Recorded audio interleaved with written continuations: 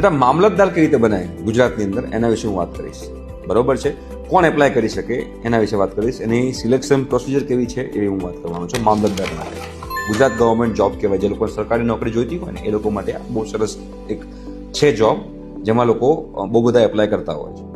અને સેલરી જે starting salary જે છે એ 70,000 લઈને 90,000 ડિપેન્ડિંગ અપોન ધ લોકેશન ને એલાઉન્સીસ જે હોય એના ઉપર ડિપેન્ડ કરે કે સેલરી કેટલી હશે, પણ 70,000 થી 90,000 વચ્ચે પર મંથની સેલરી હોય છે આની અંદર.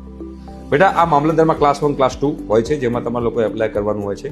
જીપીએસસી જે છે એમાં તમારે એક્ઝામ આવતી હોય છે, જીપીએસસીની એમાં તમારે ક્લિયર કરવાનું હોય છે. તો આ મામલતદારમાં સૌથી પહેલા તમારે પહેલી જે એક્ઝામ આવે છે એમસીક્યુ બેઝ હોય છે, 200 માર્ક્સની એક્ઝામ હોય છે, બરોબર છે.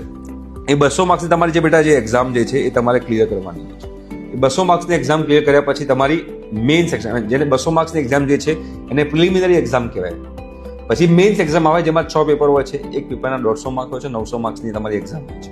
એના વિશે જાણવું હોય તો ડિટેલમાં કમેન્ટ કરજો કે સર ડિટેલ વિડીયો પ્લીઝ, તો આપણે એનો વિડીયો બનાવીશું કે એનો કયા 6 પેપર હોય છે એના વિશે આપણે વાત કરીશું.